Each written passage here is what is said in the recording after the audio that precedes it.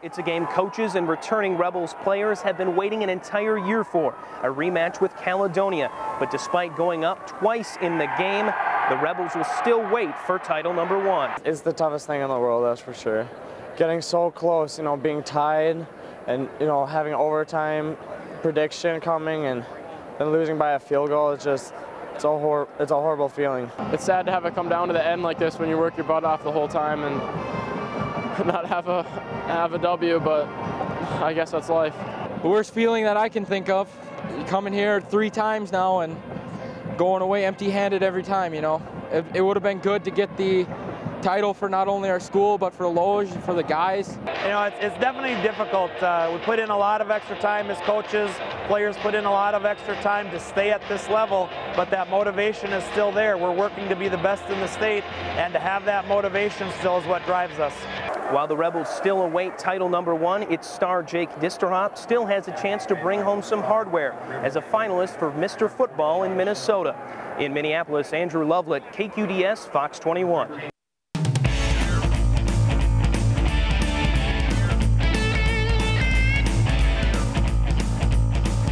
It's time for the Game Night Spotlight, so let's bring in the third member of the Game Night team.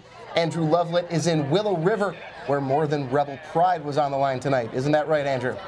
That's right, Greg. Moose Lake Willow River taking on the Esco Eskimos. Both teams are riding high, each undefeated at 2-0, meaning the winner of tonight's contest will have a leg up on taking home the conference title. Andrew, the C-Range Conference title was on the line tonight in Cloquet, wasn't it? That's right, Greg. Hermantown heads to Cloquet in the C-Range driver's seat after clinching at least a share of the conference title with a win last week against Hibbing and a Cloquet loss to Proctor. The Lumberjacks aren't down and out, though, looking to grab a share of that title by beating the Hawks. We can't jump off sides. We can't fumble the ball, and it's a game of mistakes. We can't do those things now at this point in the season. Expect to win against any team in the playoffs or tomorrow night. We can't make those mistakes. In the end, I think it'll come down to who controls the line of scrimmage. They're very athletic up front. They move well, both sides of the ball, and we're going to have to come out and hit to compete with them. Not only is the conference title on the line, these teams also share the same section. The game crucial for seeding as well. Early first, Hawks on the move, and they go to the ground, giving the ball to Zach Hoyer. He finds some daylight, and he's gone for the long TD. 8-0 Hermantown. Hawks back on the attack, and it's Royer again. This time he forgets something, though. The ball comes loose. Jacks recover. Cloquet would make them pay. Ensuing drive, QB Sean Kedrowski slings it to Caleb Cattleback.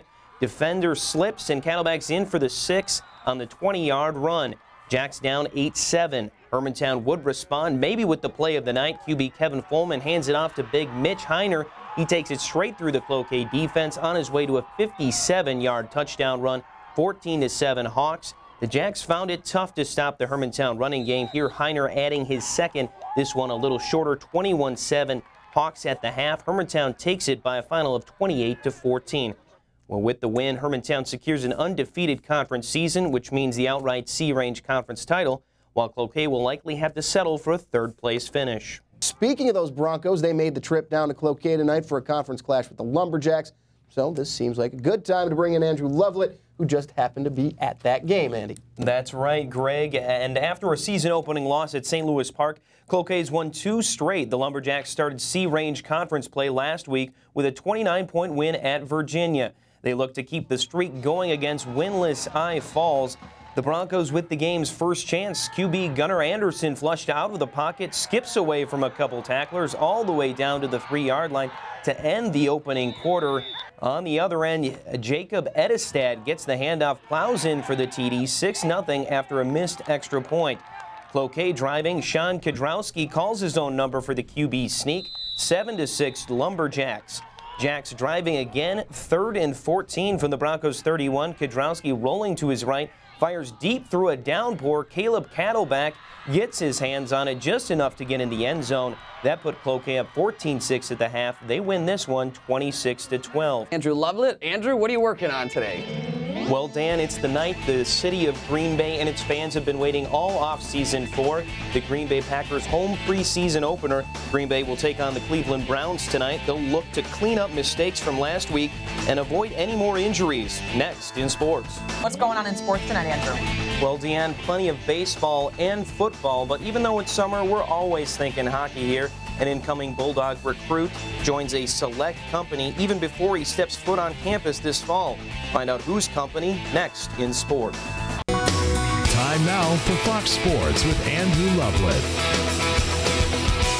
Despite being on the trading block, Brewers starter Zach Greinke made his start Tuesday and pitched well, leaving with a 5-run lead, but the bullpen gave up 6 runs in the 8th, and the Brewers lost for the 5th game in a row.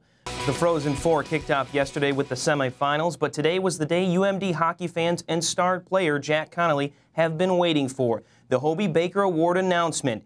UMD was the second highest scoring college hockey team in the nation this season. Problem is, they ran into the second best defensive team, the Boston College Eagles. Opening day for the UMD football team is just over a week away at Southwest Minnesota State. And while the team is once again riding a lot of confidence going into the season, they, like every team, still have areas they'd like to improve on. The UMD men's hockey team got behind early against Maine before rallying for the win. They would need to be a lot better in order to beat #1 Boston College. The matchup a rare sight in college sports, the last 2 national champions facing off. To the highlights we go, no scoring in the first, but early in the second, Eagles get it out front, and junior Pat Mullane is Johnny on the spot with the putback, 1-0 BC. The Eagles weren't satisfied. Just a minute and a half later, they add their second as a great forecheck and pass out front by freshman Stephen Whitney finds Bill Arnold alone in front for the 2-goal lead. Then to add to the Bulldogs' misery, BC defenseman Patrick Way just flipping the puck on goal, and it somehow gets by Kenny Ryder. A long review for this one, but clearly a goal, 3-0 Eagles. That's where we stand. Bulldogs still trailing 4-0 now. They will face the winner of a classic WCJ rivalry, Minnesota and North Dakota from the X. The Golden Gophers would strike first when Zach Budish crosses the blue line over to Ben Marshall, winding up and connecting top shelf, 1-0 Gophers. Minnesota would add another through Eric Howla when North Dakota responds in the second. Danny Cristo collects the puck, turns and fires for the goal, bringing North Dakota within 1. But the Gophers were just too much to handle. Here up 3-1, seldom used freshman Travis Boyd deflects the puck in for his first career goal. Minnesota advancing to their 20th Frozen Four by a score of 5-2. The Green Bay Packers looked a little sloppy in their preseason opener against San Diego last week. Whether it was the laundry list of key players missing through injuries or the many new faces on defense, it wasn't what coach Mike McCarthy was hoping for. Packers looking to clean up their play in front of the home crowd. Browns start with the ball, and on the very first play from scrimmage, Charles Woodson forcing the fumble, recovered by second-round pick Casey Hayward. That sets up Aaron Rodgers and the Packers offense on the Browns' 23. 2 plays later, a familiar combination hooking up as Jordy Nelson hauls in the Rodgers pass in the corner of the end zone, 7-0 Green Bay. The Browns would tack on a couple of Phil Dawson field goals before Montario Hardesty finds pay dirt from 1 yard out at the beginning of the second quarter. That put the Browns in front 12-7, and that was as close as Green Bay would get the rest of the way. With the starters out, backup QB Graham Harrell was less than stellar. Here throwing his second pick of the game. This one is taken 38 yards to the house by David Sims. Packers lose their second straight preseason game by a final of 35-10. Meanwhile, to Minnesota, where the Vikings broke camp in Mankato on Tuesday and returned to Minneapolis, where they await to play the Buffalo Bills Friday night. Today, quarterback Christian Ponder had an air of confidence about him, saying that he believes the Vikings can win now. Despite a young and what some may say is a rebuilding squad, Ponder thinks they can turn last year's close losses into victories. The Vikings will be looking for their first preseason victory after having the 49ers run circles around them last Friday. Tomorrow's game against the Bills at Mall of America Field kicks off at 7 o'clock.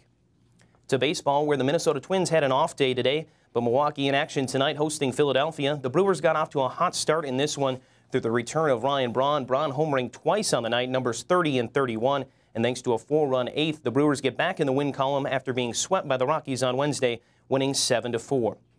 The UMD women's soccer team returned to practice Monday after a successful 2011 season.